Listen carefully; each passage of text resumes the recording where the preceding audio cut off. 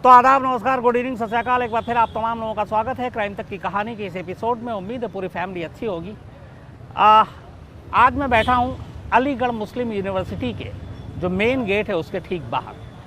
इसकी वजह आप में से बहुत लोगों को पता होगी। मैं पिछले 2 दिन से यही हूँ अलीगढ़ में। ख़ास मौका था अलीगढ़ मुस्लिम यूनिवर्सिटी के 100 साल पूरे होने का, और प्रधानमंत्री नरेंद्र मोदी ने आज बाकायदा संबोधन किया वीडियो कॉन्फ्रेंसिंग के ज़रिए। वो चीफ गेस्ट थे इस 100 साल के जश्न पर। अब आज अलीगढ़ मुस्लिम यूनिवर्सिटी की कहानी आपको असल में सुनाना चाहता हूँ, और इसीलिए मैं यहाँ हूँ कि आया दिल्ली जाऊँगा, कुछ देर के बाद यहाँ से वापस निकलूँगा। 2 दिन से यहाँ हूँ। एक डॉक्यूमेंट्री बनानी थी, वो कल आज तक पे चली है। आप में से कुछ लोगों को मौका मिले तो देखिएगा, उसमें पूरी कहानी है AMU की। तो मुझे लगा कि जब आया हूँ तो आप लोगों तक भी AMU की जो असली कहानी है वो ज़रूर सामने रखूं, क्योंकि बहुत सारे लोगों को शायद इसके बारे में जानकारी ना हो। हम में से जो ज़्यादातर लोग हैं वो AMU को विवादों के लेकर जानते हैं।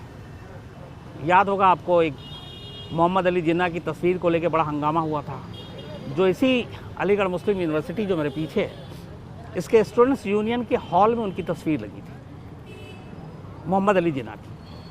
इसके अलावा यहाँ पे चूँकि देश और दुनिया के स्टूडेंट्स पढ़ते हैं, बहुत सारे कश्मीर के भी बच्चे पढ़ते हैं, तो बीच में 1-2 बार ये भी अलीगढ़ मुस्लिम यूनिवर्सिटी पे इल्ज़ाम लगाया गया कि ये आतंकवादियों को पनाह देता है, ऐसे लोगों को पनाह देता है, यहाँ पे रखता है, छुपाता है, जो समाज के दुश्मन हैं। उसको लेके बहुत सारी बातें हुई। हिंदू मुस्लिम झगड़े की शक्ल देने को लेकर भी अलीगढ़ मुस्लिम यूनिवर्सिटी को बदनाम किया गया।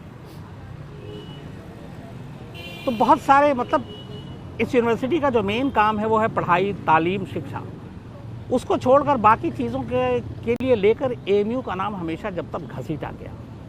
इसको लेकर AMU में बड़ा अफसोस भी था कि कितने पुराने इंस्टीट्यूशन के साथ ऐसा हो रहा है। लेकिन मुझे लगता है कि 100 साल पूरा होने के मौके पर जिस तरह प्रधानमंत्री नरेंद्र मोदी इस 100 साल के फंक्शन के चीफ गेस्ट बने, इससे बहुत सारे लोगों को जवाब मिल गया होगा जो ये नहीं चाहते हैं कि AMU की तस्वीर वैसी ही तस्वीर सामने आए जैसी AMU है। जबरन कई बार इसे विवादों में घसीटा गया। अब जब खुद प्राइम मिनिस्टर जो है इसके चीफ गेस्ट हैं, और उन्होंने जिस तरीके से AMU की पूरी तारीफ़ की, समाज में भागीदारी की तारीफ़ की, मुझे लगता है अब लोगों का नज़रिया बदलेगा AMU को लेकर, और AMU में जो कुछ हुआ हाल के सालों में उसको लेकर। बहुत सारे नेताओं की भी दुकान बंद होगी शायद इन्हीं वजहों से। लेकिन मेरा मकसद खैर इन विवादों में नहीं जाना है, क्योंकि किसी भी एक एजुकेशनल इंस्टीट्यूशन जो होता है, एक यूनिवर्सिटी हो, कॉलेज हो, उसका एक अलग मकाम होता है। ये वो जगह होती है जहां आप समाज का भविष्य तय करते हैं, बनाते हैं, और इन्हीं से एक बेहतर और भला समाज भी बनता है। अलीगढ़ मुस्लिम यूनिवर्सिटी का जन्म असल में जो हुआ था उसके पीछे की कहानी कुछ और थी। सर सैयद अहमद खान जो AMU के पीछे, इसके जन्म के पीछे जिनका सबसे बड़ा रोल रहा, जिन्होंने इसकी बुनियाद डाली, असल में शुरुआत हुई थी एक मदरसे से। 1859 में मुरादाबाद में एक मदरसा शुरू किया था सर सैयद अहमद खान ने। उस वक्त उनकी सोच ये थी, चूँकि वो अच्छे परिवार से थे, लंदन गए थे, वहाँ उन्होंने वहाँ की देखी कि एजुकेशन पॉलिसी क्या है, किस तरीके की पढ़ाई लिखाई होती है। हिंदुस्तान में उस वक्त हम चूँकि ग़ुलाम थे अंग्रेज़ों के, पढ़ाई लिखाई पे बहुत ज़ोर नहीं था, ख़ासतौर पर मुस्लिम तबके में। लड़कियों की तो बहुत दूर की बात थी, लड़के भी पढ़ाई में जितना होने चाहिए वो उतने थे नहीं, और ज़्यादातर दीनी तालीम, मतलब मजहबी तालीम पे ही सब निर्भर थे। सर सैयद अहमद खान को यह एहसास हुआ कि अगर दुनिया की रफ्तार से कदम मिलाकर चलना है, तरक्की करनी है, तो दीनी तालीम के अलावा दुनियावी तालीम, यानी कि जो ज़माने में हो रहा है उसके साथ आपको चलना पड़ेगा। जैसे एक हाथ में अगर कुरान हो और एक हाथ में लैपटॉप, ये जो आजकल बात चल रही है, 100 साल पहले इसका सपना सर सैयद अहमद खान ने देखा था। तो उस वक्त अंग्रेज़ों की हुकूमत थी, हम ग़ुलाम थे, अंग्रेज़ों से लड़ना भी था। तो उनका कहना था कि बहुत सारे लोग आज़ादी की लड़ाई लड़ रहे हैं, लेकिन ये लड़ाई सिर्फ तीर तलवार से नहीं जीती जा सकती, बल्कि इसके लिए एजुकेशन, तालीम शिक्षा भी एक बहुत बड़ा हथियार होगा। और इसी सोच के साथ उन्होंने 1859 में एक मदरसा बनाया और फिर धीरे धीरे लोगों से मदद मांगी। उस वक्त सर सैयद अहमद ख़ान की इस सोच को कि मुसलमानों को साइंस भी पढ़ना चाहिए और बाकी चीज़ें भी, बड़ा विरोध भी हुआ कि आदमी काफिर है, ये इस्लाम के ख़िलाफ़ बात कर रहा है, ये कैसी कैसी तालीम की बात कर रहा है। लेकिन सर सैयद अहमद ख़ान लगे रहे और आगे चलकर मदरसे से जो शुरू हुआ, उसके बाद उन्होंने 1875 के आसपास मोहम्मदन एंग्लो ओरिएंटल कॉलेज की स्थापना की। एएमयू का असल में पहले जो नाम था, हालांकि वो कॉलेज था तब, मोहम्मदन एंग्लो ओरिएंटल कॉलेज, ये बनाया गया। पढ़ाई लिखाई चलती रही। एएमयू तब था नहीं, लेकिन अलीगढ़ में इसकी स्थापना हुई। तो पहला मदरसे से शुरुआत हुई मुरादाबाद में, उसके बाद अलीगढ़ में बात पहुंची आपके Anglo oriental college, Mohammedan Anglo oriental college के नाम पर। तब भी अंग्रेज़ यहाँ पे राज कर रहे थे, सब कुछ चलता रहा। 1 दिसंबर 1920, 1 दिसंबर 1920 को, क्योंकि जब कॉलेज बना तो ये हुआ कि एफिलिएशन का चक्कर पड़ा कि आप पढ़ा तो रहे हैं, आप डिग्री दे रहे हैं, लेकिन ये डिग्री मान्यता कहाँ से मिलेगी, तो एफिलिएशन चाहिए थी। तो वही धीरे धीरे हुई कि एफिलिएशन को यूनिवर्सिटी ही दे सकती है, तो फिर बात यूनिवर्सिटी पर आई। उसके बाद धीरे धीरे इसने यूनिवर्सिटी की शक्ल ली। फिर 1 दिसंबर 1920 को पहली बार नोटिफिकेशन जारी हुआ और इसका नाम पड़ा अलीगढ़ मुस्लिम यूनिवर्सिटी और इसको सेंट्रल यूनिवर्सिटी का दर्जा दिया गया। 17 दिसंबर को बाकायदा ये सारी चीज़ें जारी की गई और कायदे से जो रिकॉर्ड पे है वो है 17 दिसंबर 1920, जब कायदे से अलीगढ़ मुस्लिम यूनिवर्सिटी का जन्म हुआ कागज़ पर। तो 1920 17 दिसंबर, 100 साल पूरे हो गए, 2020 है और उसी का ये जश्न मनाया जा रहा है। अब अलीगढ़ मुस्लिम यूनिवर्सिटी के जो स्टूडेंट्स हैं, एलुमनाई, वो पूरी दुनिया में फैले हुए हैं। यहाँ से कौन कौन लोग निकले, पहले तो उनके बारे में आपको बताऊं। इस यूनिवर्सिटी ने 2 भारत रत्न दिए, एक फ्रंटियर गांधी खान अब्दुल गफ्फार खान और दूसरे डॉक्टर जाकिर हुसैन। वो दोनों इसी एएमयू के थे और इन दोनों को, मतलब एलुमनाई थे, भारत रत्न से नवाजा गया। इसके अलावा नामालूम और कितने सारे पुरस्कार, बाकी चीज़ें मिली। 1-2 देश के राष्ट्रपति भी यहाँ से निकले, वाइस प्रेसिडेंट भी यहाँ से निकले। दिल्ली के मुख्यमंत्री थे साहेब सिंह वर्मा, वो भी यहाँ से निकले। इसके अलावा जाने माने historian Irfan Habib, Hamid Ansari, vice president of India, Sheikh Abdullah, इनके नाम से अब सभी वाकिफ़ होंगे, मुफ्ती मोहम्मद सईद, आरिफ मोहम्मद खान, तैमूर, ये अनवर तैमूर असम की पूर्व मुख्यमंत्री हैं, सलाउद्दीन ओवैसी, असदुद्दीन ओवैसी जो है अभी उनके वालिद पिता, मोहसिना किदवई कांग्रेस की बड़ी दिग्गज नेता हुआ करती थी। इसके अलावा मोहम्मद अमीन, ये मालदीव के राष्ट्रपति बने, वो उसी एएमयू से यहाँ से निकले थे। वो फिल्म इंडस्ट्री ने भी, मतलब वहाँ पे भी एएमयू से बहुत सारे लोग गए, बहुत नाम कमाया। नसीरुद्दीन शाह को कौन भूल सकता है, वो इसी एएमयू से पढ़े थे।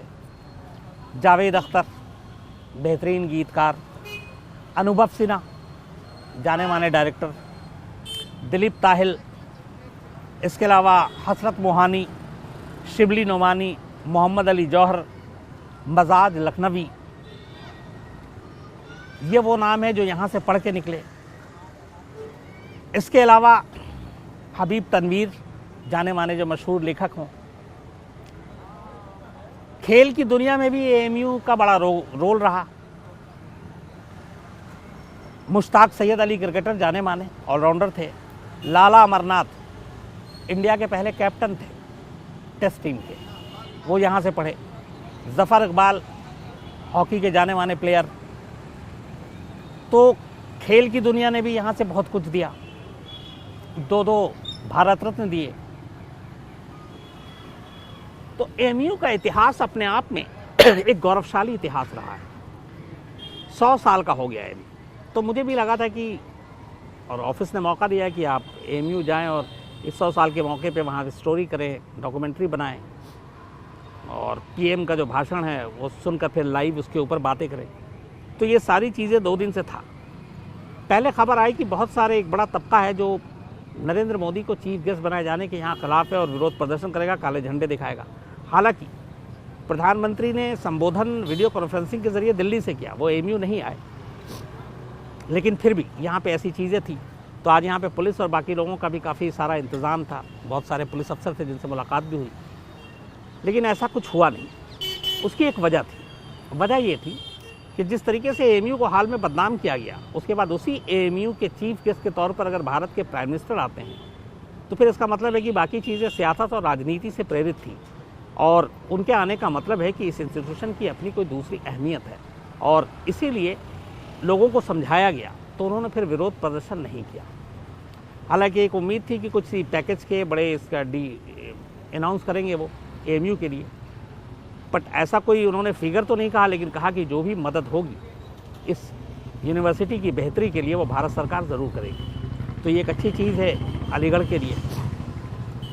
करीब 38,000 स्टूडेंट पढ़ते हैं इस यूनिवर्सिटी में और दुनिया भर में फैले हुए हैं।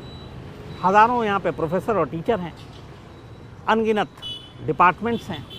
कल मुझे यहाँ के मासकॉम में भी जाने का मौका मिला, जहाँ पे शाफी किदवई साहब जो हैं वो उसके हेड हैं, और देखा उन्होंने वाक़ई पूरा एक ऑडिटोरियम बना रखा है जिसमें 70 mm थिएटर टाइप का है। एक इसी एएमयू से पास आउट शख्स ने पैसे दिए थे 1 करोड़ रुपए उस ऑडिटोरियम को बनाने के लिए। तो कुल मिला के एएमयू की सोच असल में एक मदरसे से शुरू हुई। मुसलमानों को तालीम के क्षेत्र में लाने के लिए सर सैयद अहमद ख़ान ने सोचा और उसकी वजह से ये बातें सामने आई। फिर मदरसे से कॉलेज बना और कॉलेज से यूनिवर्सिटी, और देखते ही देखते यूनिवर्सिटी आज 100 साल की हो गई है।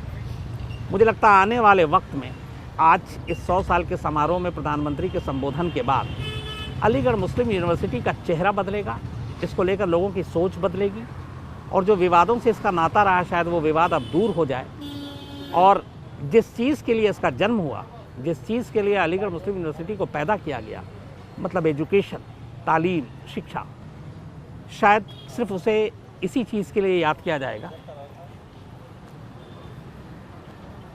अलीगढ़ मुस्लिम यूनिवर्सिटी के बारे में एक चीज़ और जो बड़ी इम्पोर्टेंट है वो आपको मैं बताना चाहता हूँ, वो ये है कि वर्ल्ड रैंकिंग में भी इसकी अच्छे यूनिवर्सिटी में गिनती होती है, और एशिया में भी इसकी अच्छे रैंकिंग में गिनती होती है।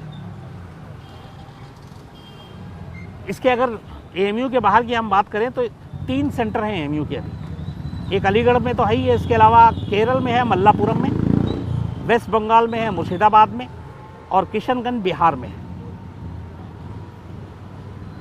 इस एएमयू में कुल 13 फैकल्टी हैं, 7 कंस्टिट्यूएंट कॉलेज हैं जिनमें 5 एकेडमिक प्रोग्राम चलाए जाते हैं, 15 सेंटर हैं, 3 इंस्टीट्यूट हैं, 10 स्कूल हैं, करीब 100 के करीब हॉस्टल हैं, और ज़्यादातर डिपार्टमेंट के नाम इस यूनिवर्सिटी के फ्रीडम फाइटर के ऊपर रखे गए हैं। तो ये भी अपने आप में एक बड़ी चीज़ है। आज इस यूनिवर्सिटी के 100 साल के पूरे होने के बाद जो पिछली यादें थी, बहुत सारी जो कंट्रोवर्सी खड़ी की गई इस यूनिवर्सिटी को लेकर, यहाँ के लोगों को लेकर, मुझे लगता है नरेंद्र मोदी के सामने आने से और इस फंक्शन के मुख्य अतिथि बनने के बाद उन लोगों को थोड़ा सा अब अपनी सोच उनको बदलनी पड़ेगी। और मुझे लगता है इस यूनिवर्सिटी की भी जिम्मेदारी ये है कि वो लोगों की सोच को बदले और जिस काम के लिए इस यूनिवर्सिटी को बनाया गया है उसी काम पे फोकस रहे, यानी कि बेहतर एक तालीम, क्योंकि एजुकेशन से ही किसी भी देश का भविष्य सुधरता है। और कायदे से देखा जाए तो 2 चीज़ें हैं, ये मैंने कल भी कही थी किसी से, कि हर ताले की जो कुंजी होती है वो है तालीम, एजुकेशन, और अलीगढ़ ताला भी बनाता है और अलीगढ़ मुस्लिम यूनिवर्सिटी के ज़रिए यह देश का भविष्य भी बनाता है। तो दोनों ही काम हो रहा है यहाँ पे। एक तो ताला भी है और उस ताले को खोलने की जो कुंजी है उसकी यूनिवर्सिटी भी है यहाँ पर। तो इसी मकसद के तहत इस यूनिवर्सिटी को 100 साल के अपने इस इतिहास को देखते हुए आने वाले 100 साल में ऐसा बनाना चाहिए कि वाकई लोग हमेशा फ़ख्र करें कि हाँ, एक ऐसी यूनिवर्सिटी है। तो मुझे लगा कि चूँकि अलीगढ़ आया हूँ तो अलीगढ़ के यूनिवर्सिटी के दरवाजे पर बैठकर ये कहानी तो नहीं लेकिन कहानी की तरह ही आपको इससे रूबरू कराऊँ। वापस दिल्ली भी जाना है, 2 दिन हो गए हैं और भाग दौड़ ज़्यादा है। तो आपसे फिर मुलाकात होगी कल दिल्ली में किसी नई कहानी के साथ। तब तक अपना ख्याल रखिएगा। Thank you very much.